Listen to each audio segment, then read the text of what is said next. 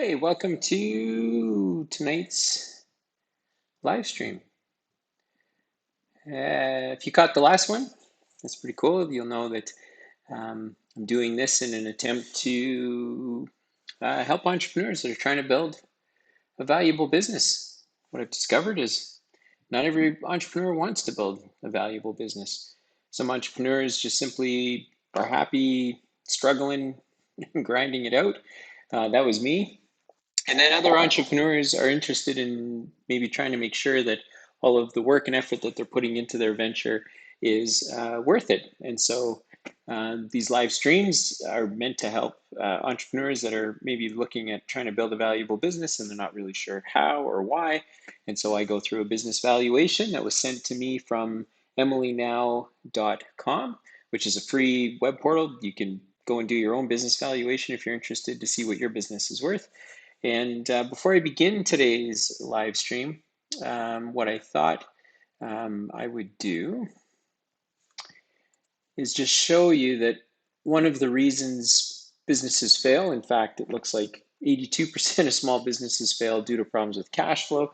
Problem with cash flow is not cash flow per se, it's how you get to the problem of cash flow. What has to be happening in your business in order for your business to have cash flow problems? And typically that means you don't have enough revenue, you have too many expenses, you're paying yourself too much money, you're borrowed too much. There's a whole bunch of stuff that goes into that statistic. And so I think many entrepreneurs think, okay, well, I failed because I didn't have enough money, or I failed because of cash flow problems, and that's not true. So my goal is to try and help those entrepreneurs that are looking at trying to build a business that's valuable, that maybe one day they can sell and take some money off the table for all of their hard work. And so why don't we just get started with tonight's business valuation. All right, so again, this is mlenow.com. It's free. Anyone can go and try it. It's pretty interesting. You learn a lot of stuff by going through it, even as you try to think through the questions. Tonight, I'm going to be looking at, let me just see what I've got here. So I've got a manufacturing company. So this particular individual operates a manufacturing company, and they are using QuickBooks, which is neat because even through the portal, you can just connect directly to QuickBooks and see your valuation without having to enter in any of the math like I'm doing right now. So a couple of things here. I'm just entering in the assets at $299,000. I've got liabilities of $6,067, which seems strange given there's $300,000 worth of assets, which would make the equity what's that, $293,000. Yeah, there we go. And let's see here. Revenue. So this company earns about just under $1 million a year, which is great. That's a nice sizable business. Their cost of goods is zero, so I find that very hard to believe. Again, having done this for 2 decades, I've come to realize that most entrepreneurs don't know their math and they rely on other people to help them with it. And then they find themselves in an awkward situation when they're having a conversation with me because I'll ask a few simple questions like, how can you generate, if you're a manufacturing business, how can you generate $1 million worth of revenue but have no input? So if you're manufacturing something, typically you have costs associated with that. So in order for you to manufacture your widget, you usually have to buy things to make the widget. So that would be your cost of goods. And then after you've paid for that, then what's left is the profit you can use to now pay the expenses of your business. So in this case, we have a business that is making $1 million a year. Their gross profit is $1 million a year. Their expenses are about $587,000, which makes their profit $185,841. And again, even if you're not an entrepreneur, you can see that that math doesn't work. If you've made $1 million, but you only spent 600, your profit should be closer to 400, not 185. But that's okay. We won't hold it against this person. So let's go ahead and calculate the value, see what we end up with. Boom.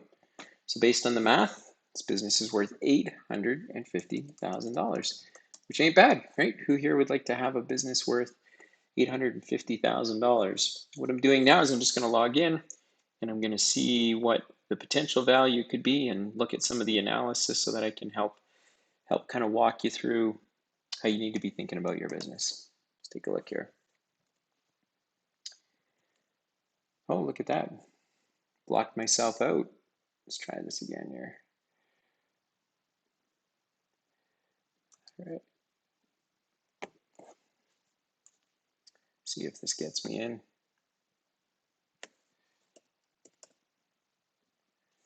All right, there we go.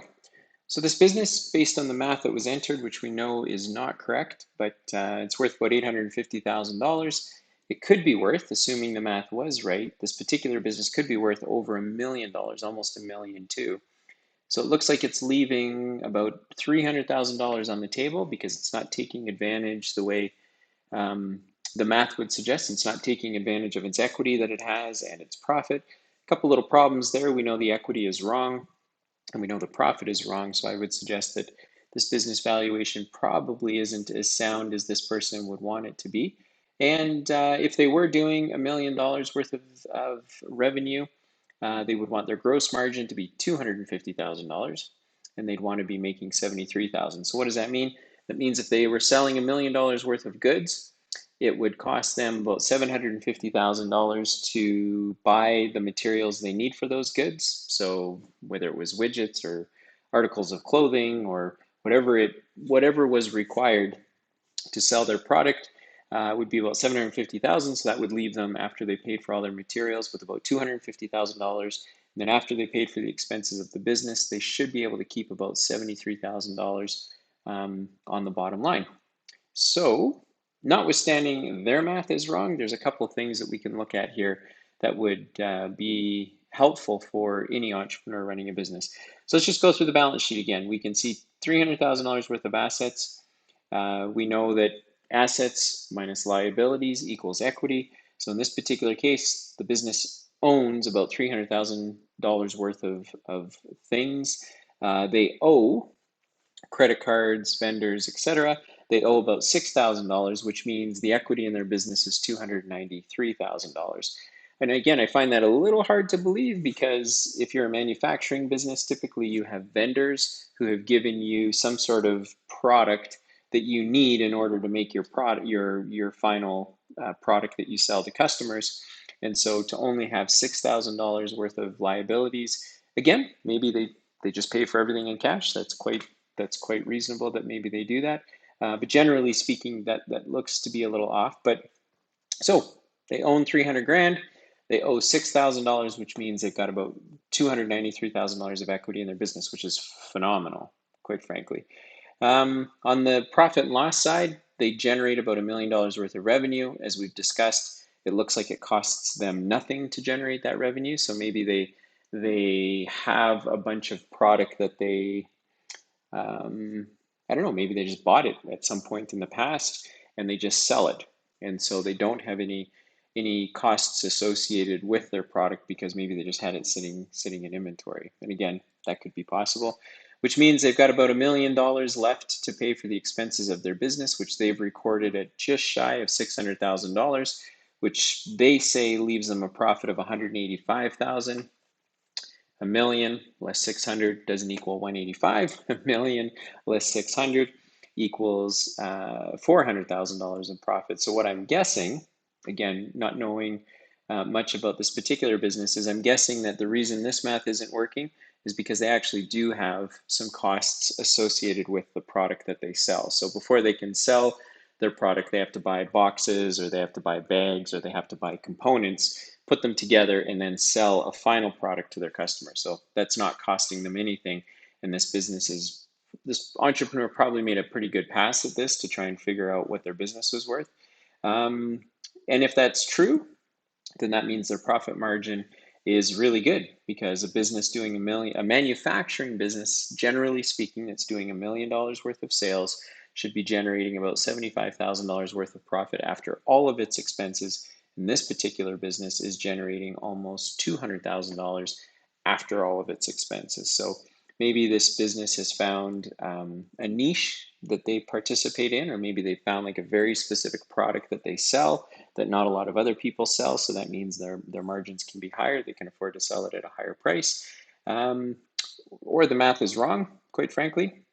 But as we look across the board, we can see that the first box tells us, does this business have too much debt? And as I've shared, they've only got about $6,000 worth of debt, so this business is in a great position from that perspective.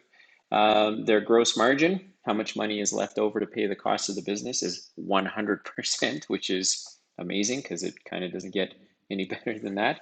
And then, however, the money that drops right to their bottom line is about 19%, which is amazing, which is 20% return. So, assuming the math was right, this is actually a pretty good little business. It could be worth more if it was taking advantage of its balance sheet. So, the fact that it doesn't have any liabilities means it's probably paying cash for most of the things that it needs in order to make it the product that it sells to customers. And because of that, it's maybe not getting a high enough margin, because we don't think that this number is necessarily correct. But it's a good little business. They could be making another 300 grand. So there's a $1.1 million manufacturing business. And again, as an entrepreneur, I think it's important to remember you got to know your math. You got to know your numbers. You have to know um, some of the stuff that we just talked about. For example, is your business profitable? Is it generating the right amount of margins? And again, not every entrepreneur cares about that. Some entrepreneurs simply they just want to run a business, and it's fun and it's exciting. And so when they think about value, it's not something that's top of mind for them, which is fine. But there's other entrepreneurs, like an entrepreneur I met this morning that runs a firm of about 24 people, and they're professionals. And they're looking one day to be purchased by one of the larger um, companies in their marketplace. And so they're going to spend the next several years getting really good at what they do, giving each of the staff and each of the management team the tools and resources they need to develop really great systems, really great processes, run much leaner than their competitors. And then their goal is within the next couple of years that they'd like to sell to one of their competitors, take a bunch of money off the table, and off they go. That's the kind of business that I'm interested in helping and working with. And for a business valuation, the kind of exercise we just went through, this is an important conversation to have probably once a month, if not twice a month, just to see if you're on track. And then there's other entrepreneurs that this is just not important to them. They're not interested in getting their head around how to build a valuable business, not because building a valuable business isn't important to them. It's just not something that they're striving to do. Their business is maybe just a means to an end, like maybe their lifestyle. They want to have a business just to run it. But if you're an entrepreneur that's really grinding it out, you've made it through COVID, you've had to make a lot of hard decisions to survive, then going through this exercise is really important. So hopefully you found that valuable. I put all the notes, all the numbers and everything down in the notes. So make sure to subscribe to this channel. Make sure to hit the notification button so that you know when these live streams come up. And I look forward to connecting with you. It's pretty easy to get a hold of. You can find me on LinkedIn. And